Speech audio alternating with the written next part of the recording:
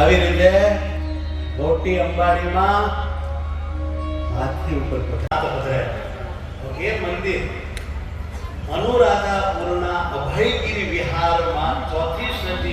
અરે આજ મને કહેવા દો, ઉત્સવના સમયમાં પ્રતિષ્ઠાના ઉત્સવમાં જેવો દિવ્ય અને ભવ્ય મંદિરને 200 વર્ષ પૂર્ણ થતા હોય ત્યારે શુદ્ધ ચાંદીનો સિક્કો માનીશું. ખાસ કરીને ફાઇનાન્સ મિનિસ્ટર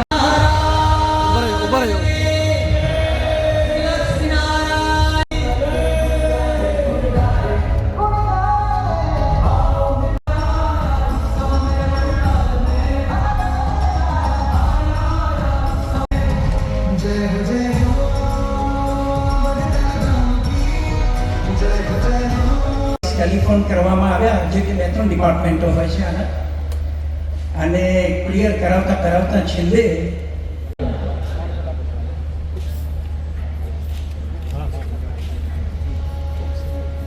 રાખીને જીવી શકે એવું કાર્ય કરી રહ્યા હોય એવા માનનીય વડાપ્રધાન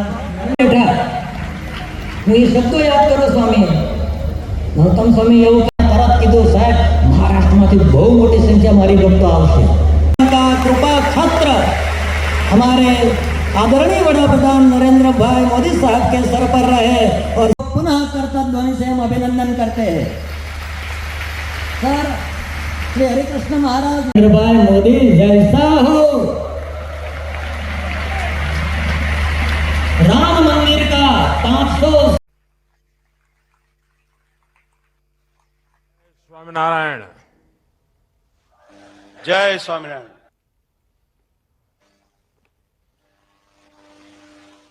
भगवान श्री स्वामीनारायण के चरणों में प्रणाम करता हूं. भगवान श्री स्वामीनारायण की कृपा से वड़ताल धाम में द्विशताब्दी समारोह का भव्य आयोजन चल रहा है. वहां देश विदेश से सभी हरिभक्त आए हुए हैं और स्वामीनारायण की तो परंपरा रही है,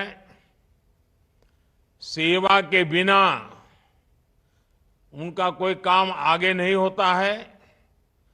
आज लोग भी बढ़ चढ़ करके सेवा कार्यों में अपना योगदान दे रहे हैं. मैंने पिछले कुछ दिनों में टीवी पर इस समारोह की जो तस्वीरें देखी,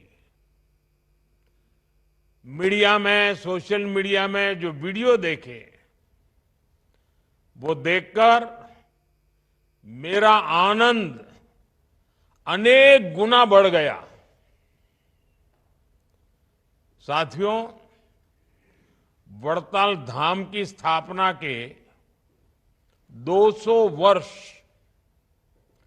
ये द्विशताब्दी समारोह ये केवल एक आयोजन या इतिहास की तारीख नहीं है.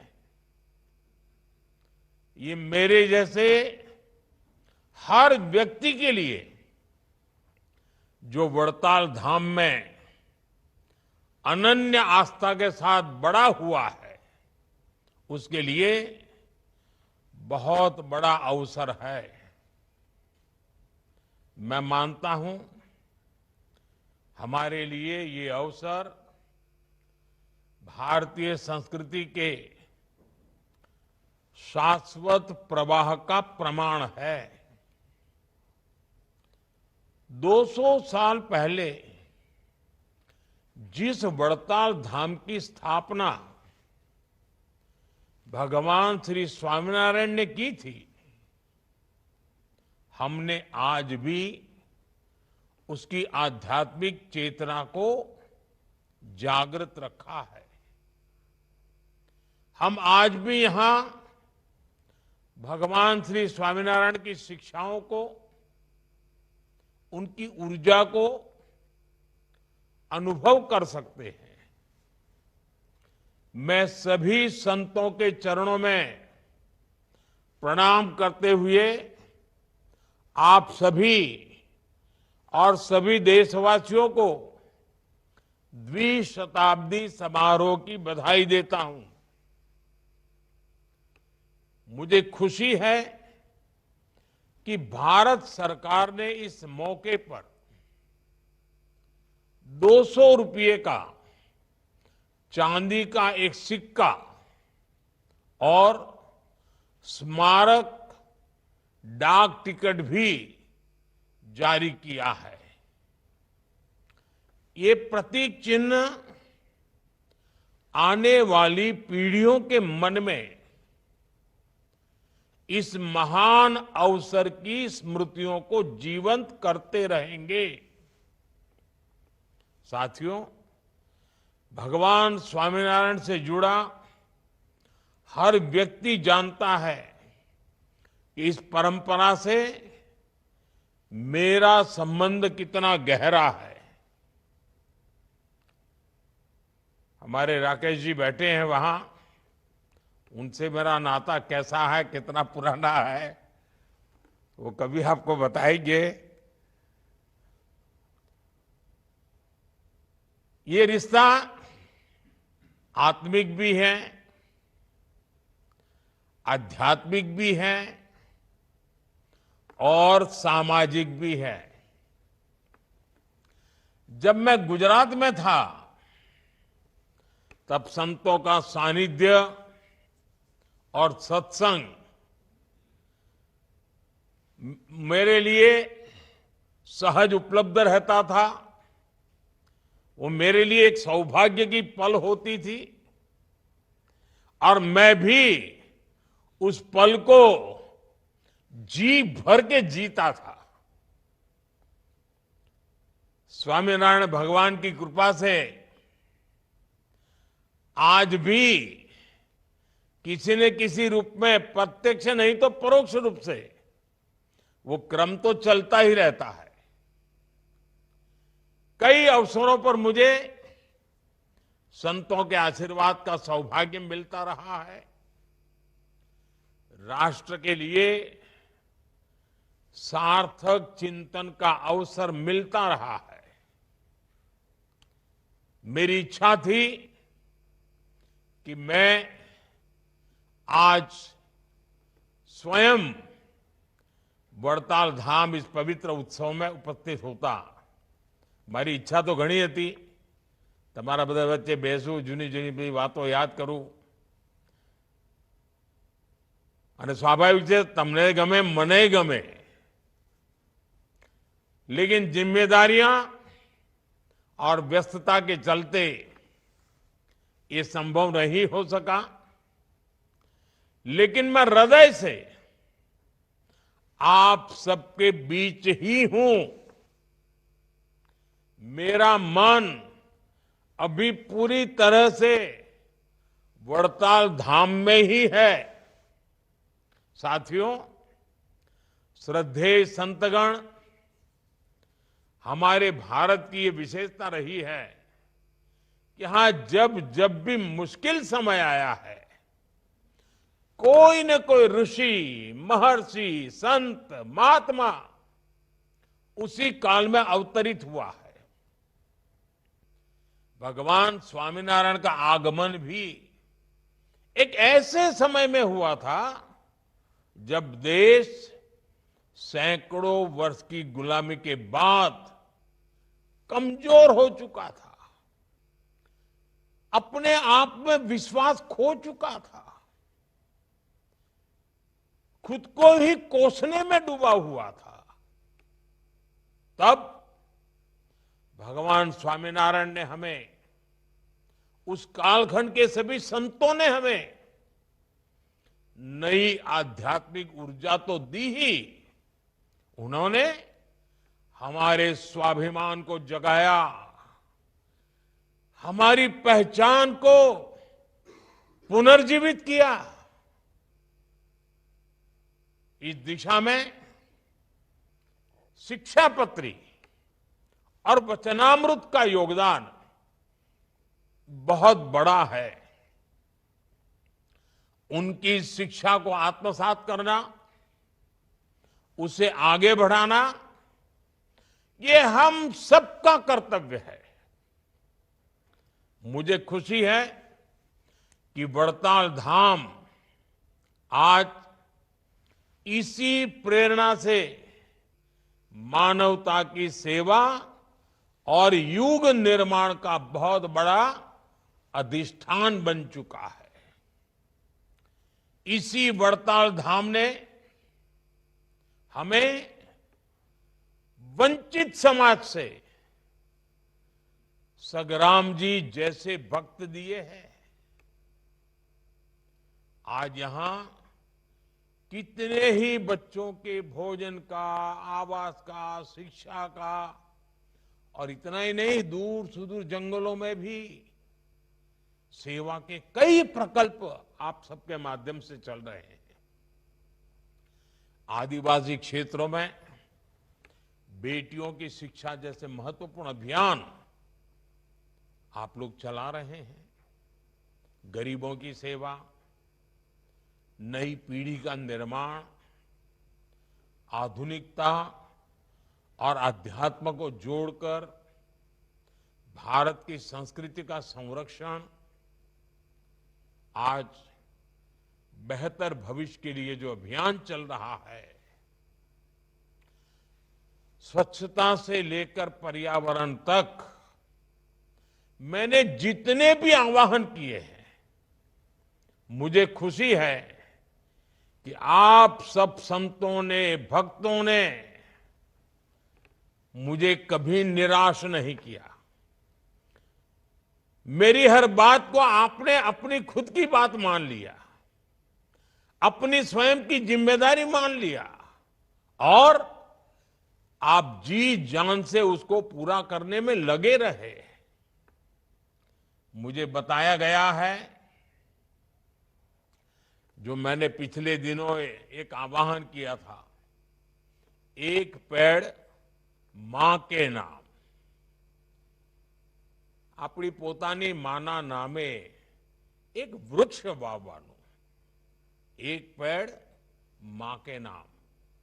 इस अभियान में स्वामीनारायण परिवार ने 1 लाख से ज्यादा वृक्षारोपण किया है। साथियों, हर व्यक्ति के जीवन का एक उद्देश्य होता है, लाइफ का कोई पर्पज होता है। ये उद्देश्य ही हमारे जीवन को निर्धारित करता है, हमारे मन, कर्म, वचन को प्रभावित करता है। जब हमें हमारे जीवन का उद्देश्य मिल जाता है, तब पूरा जीवन बदल जाता है। हमारे संत महात्माओं ने हर युग में मानव को उसके जीवन के उद्देश्यों से साक्षात्कार कराया है। ये संत महात्माओं का हमारे समाज को बहुत बड़ा योगदान रहा है। जब किसी उद्देश्य की पूर्ति के लिए पूरा समाज, पूरा देश एकजुट हो जाता है, तो वो जरूर पूरा होता है। और पहले कई उदाहरण हैं, हमने ये करके दिखाया है, हमारे संतों ने करके दिखाया है, हमारे समाज ने करके दिखाया है, हमारे धार्मिक संस्थानों ने करके दिखाया है। आज हमारे युवाओं के सामने एक बहुत बड़ा उद्देश्य उभर कर आया है। पूरा देश एक निश्चित लक्ष्य को लेकर आगे बढ़ रहा है। ये लक्ष्य है विकसित भारत का। वड़ताल के और समस्त स्वामीनारायण परिवार के संत महात्माओं से मेरा आग्रह है कि वो विकसित भारत के इस पवित्र उद्देश्य, महान उद्देश्य, उसके साथ जन जन को जोड़े। जैसे आजादी के आंदोलन में एक शताब्दी तक समाज के भिन्न भिन्न कोने से आजादी की ललक, आजादी की चिंगारी देशवासियों को प्रेरित करती रही। एक भी दिन, एक भी पल ऐसा नहीं गया कि जब लोगों ने आजादी के इरादों को छोड़ा, सपनों को छोड़ा, संकल्पों को छोड़ा, ऐसा कभी नहीं हुआ। जैसी ललक आजादी के आंदोलन में थी,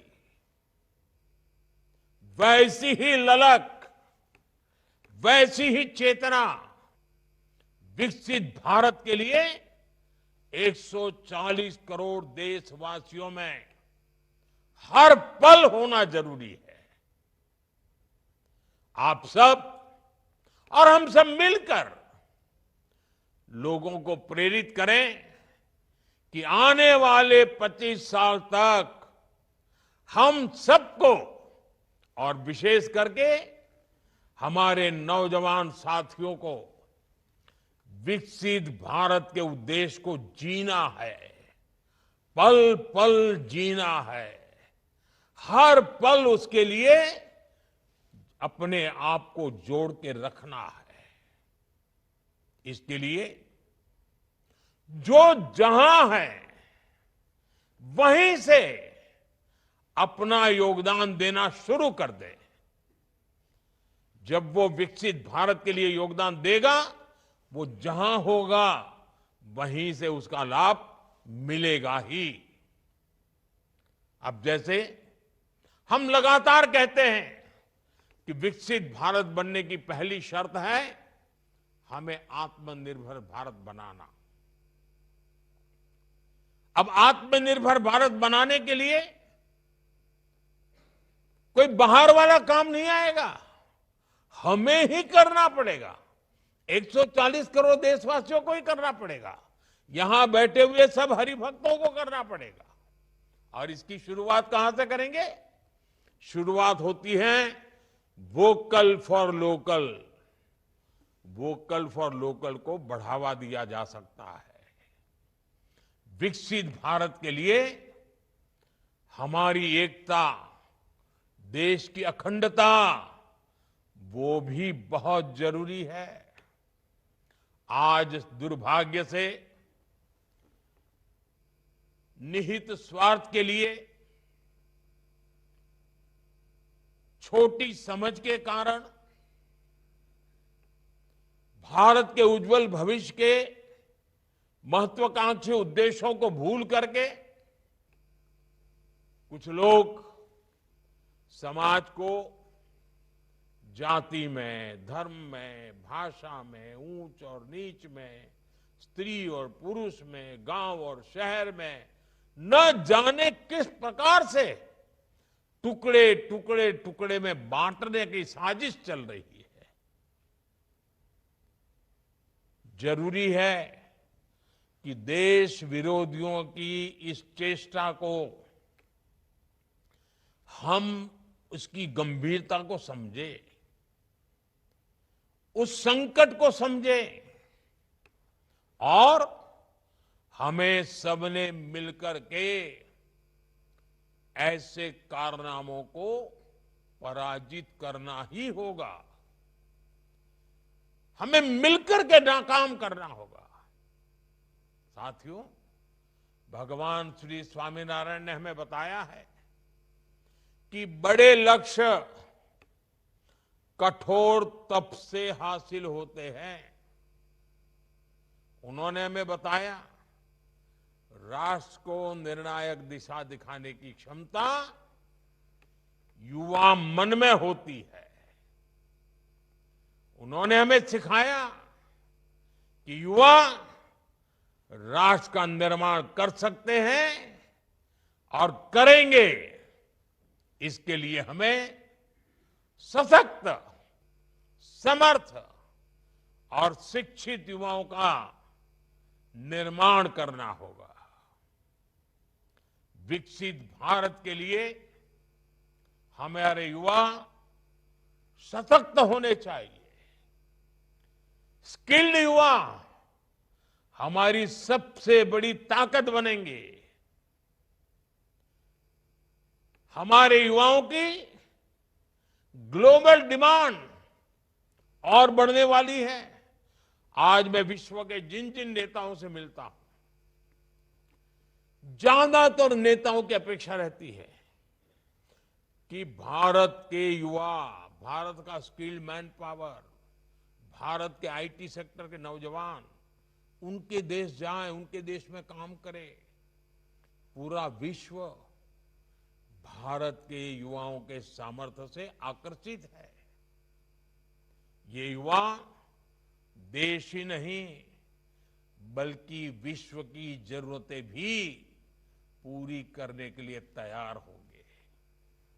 इस दिशा में भी हमारे प्रयास राष्ट्र निर्माण में बहुत सहायक होंगे। मैं एक और आग्रह भी आपसे करना चाहता हूं। स्वामीनारायण संप्रदाय हमेशा नशा मुक्ति पर बहुत काम करता रहा है।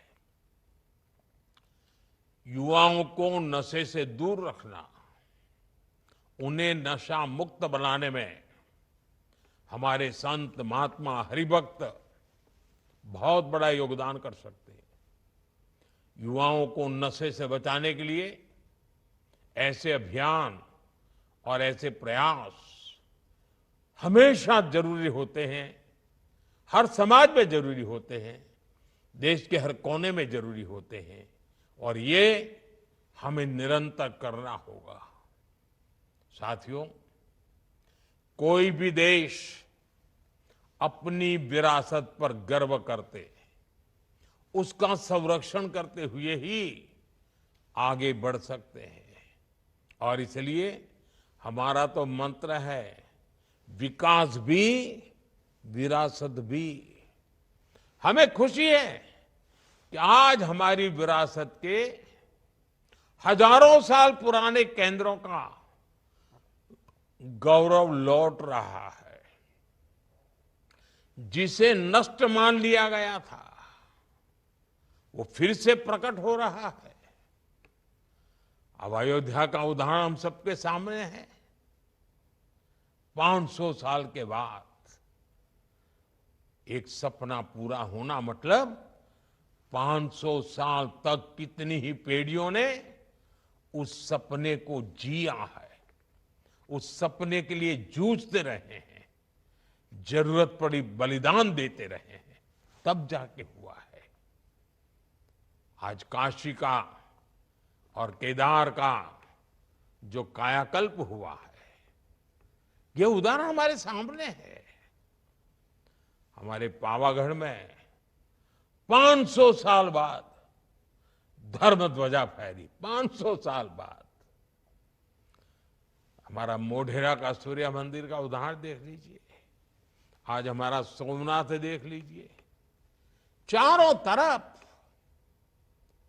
एक नई चेतना, नई क्रांति के दर्शन हो रहे हैं।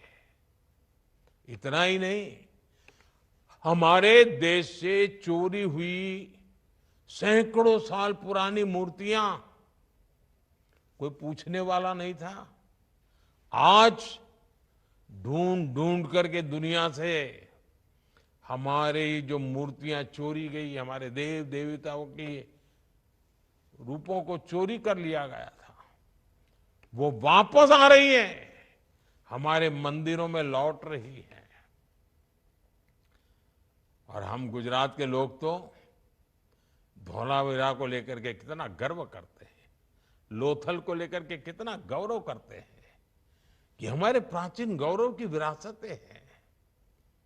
अब उसको भी पुनः स्थापित करने का काम हो रहा है। और भारत की सांस्कृतिक चेतना का ये अभियान, ये केवल सरकार का अभियान नहीं है, इसमें इस धरती को, इस देश को प्यार करने वाले, यहाँ की परंपरा को प्यार करने वाले, यहाँ की संस्कृति का गौरव करने वाले, हमारे विरासत के गुणगान करने वाले, हम सबका दायित्व है, हम सबकी बहुत बड़ी भूमिका है और आप तो बहुत बड़ी प्रेरणा दे सकते हैं। वड़ताल धाम में भगवान स्वामीनारायण की प्रासंगिक वस्तुओं का म्यूजियम, अक्षर भुवन, ये भी इसी अभियान का हिस्सा है और मैं इसके लिए आप सबको बहुत बधाई देता हूं, क्योंकि म्यूजियम नई पीढ़ी के लोगों को बहुत ही कम समय में परिचित करवाता है। मुझे विश्वास है अक्षर भुवन भारत के अमर आध्यात्मिक विरासत का एक भव्य मंदिर बनेगा। साथियों, मैं मानता हूं कि इन प्रयासों से ही विकसित भारत का उद्देश्य पूरा होगा।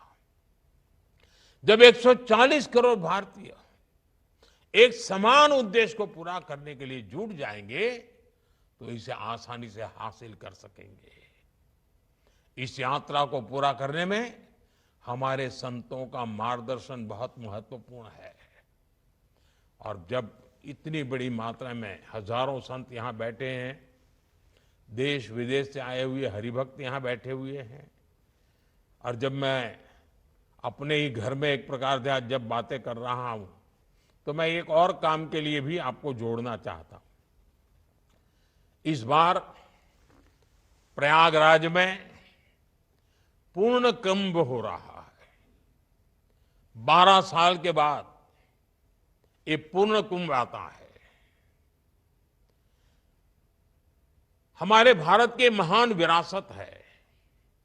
अब तो विश्व ने भी इस विरासत को स्वीकार किया हुआ है। 13 जनवरी से करीब 45 दिन तक 40-50 करोड़ लोग इस कुंभ मेले में आते हैं।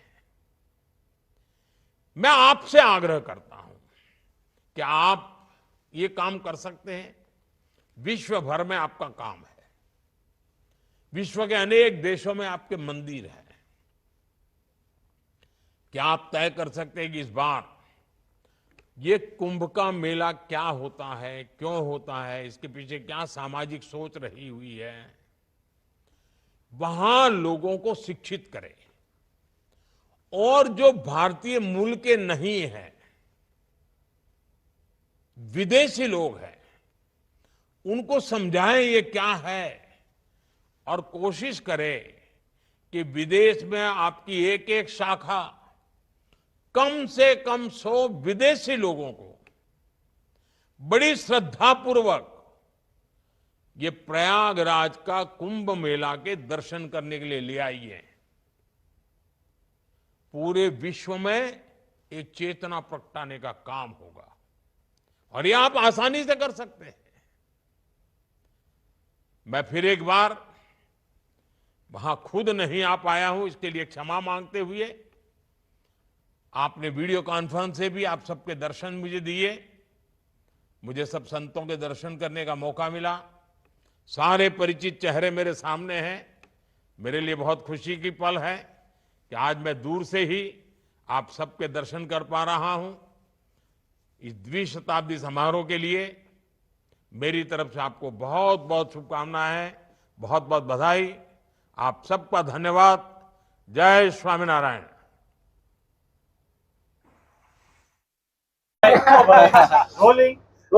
જય સ્વામિનારાયણ। આજ મને આનંદ અને ગૌરવ છે કે ભારત સરકાર તરફથી વડતાલ મંદિરના દ્વિશતાબ્દી ઉપક્રમે શુદ્ધ ચાંદીનો 200 રૂપિયાનો સિક્કો અનાવરણ કરવામાં આવ્યો અને માનનીય વડાપ્રધાન શ્રી નરેન્દ્રભાઈ મોદી સાહેબે વર્ચ્યુઅલ ઉપસ્થિત રહી અને શુભેચ્છાઓ સાથે વડતાલ મંદિરની વિરાસતને બિરદાવી એના માટે વડતાલ સંસ્થાનના એક જવાબદાર સંત તરીકે આનંદ અને ગૌરવ વ્યક્ત કરું છું। આજે બીજા કેટલા મહાનુભાવો ઉપસ્થિત રહ્યા? આજે પૂર્વ મુખ્યમંત્રી વિજયભાઈ રૂપાણી સાહેબ, અમારા સાંસદ દેવુસિંહજી ચૌહાણ, ધારાસભ્ય શ્રી પંકજભાઈ દેસાઈ, દંડક શ્રી રમણભાઈ સોલંકી વગેરે રાજકીય મહાનુભાવો, પૂર્વ દિલ્હીના ચીફ જસ્ટિસ અને અત્યારે ટ્રાય એટલે કે ટેલિફોન રેગ્યુલેટર ઓથોરિટીના ચેરમેન છે એ DN પટેલ સાહેબ, એ પણ ઉપસ્થિત છે. એવા નેશનલ ઇન્ટરનેશનલ બિઝનેસમેનો પણ ઉપસ્થિત છે. 1000થી વધારે સ્વામિનારાયણ મૂળ સંપ્રદાયના સંતો ઉપસ્થિત છે. એની વચ્ચે વરતાલ સંસ્થાનના દ્વિશતાબ્દી મહોત્સવની ઉજવણી થઈ રહી છે. એનો આનંદ, એનો ઉમંગ તમે શ્રોતાજનોમાં, દર્શકોમાં, પ્રસાદ લેનારા ભાવિકોના મુખ ઉપર જોઈ શકો છો. અત્યાર સુધી કેટલા હરિભક્તોએ લાભ લીધો છે અને આજે કયો દિવસ? રોજ 1.5 થી 2 લાખ લોકો લાભ લઈ રહ્યા છે. આજે કારતક શુક્લ દસમીનો દિવસ છે. કારતક શુક્લ એકાદશીએ દીક્ષાવિધિ થશે. કારતક શુક્લ 12 અભિષેક એટલે કે ભગવાન સ્વામિનારાયણે નેટ 200 વર્ષ પૂર્વે એક સાથે મંદિરમાં પ્રતિષ્ઠા વિધિ કરી હતી અને કારતક સુદ 12 200 વર્ષ પૂર્ણ થશે. એ જ પળની ઉજવણી માટે આજે સમગ્ર માહોલ આપ જોઈ રહ્યા છો. એ ભક્તો સંતોએ પુરુષાર્થ કરીને તૈયાર કર્યો છે. 200 રૂપિયાનો સિક્કો જે આજે અનાવરણ કરવામાં આવ્યો છે, કેવી ખૂબીઓ છે અને ક્યાંથી મળી શકશે? 200 રૂપિયાનો સિક્કો એ શુદ્ધ ચાંદીનો સિક્કો છે. 44 ગ્રામ ચાંદી છે. 44 mm નો એનો વ્યાસ છે. એક બાજુ ભારતની રાજમુદ્રા છે ને એક બાજુ વરતાલ મંદિર છે. સ્વામિનારાયણ મંદિર વરતાલ દ્વિશતાબ્દી મહોત્સવ એનો ઉલ્લેખ છે અને 1824 અને 2024 આટલો ઉલ્લેખ છે. શુદ્ધ ચાંદીનો સિક્કો છે. અમે આને સરકાર તરફથી વરતાલ મંદિરની એક સેવાની, વિરાસતની, લાગણીની ભેટ માનીએ છીએ. એટલે અમે આ સિક્કો વેચવા નથી માંગતા. અમે જેટલા બી સિક્કા અમને સરકારે પ્રિન્ટ કરીને બનાવીને મેલ્ટમાં આપ્યા છે એનો અમે સંગ્રહ કરીશું અને અમારા જે એવા આગેવાન સંતો, વડીલો, દાતાઓ છે એમને અમે ભેટ સ્વરૂપે આપીશું. ઓકે.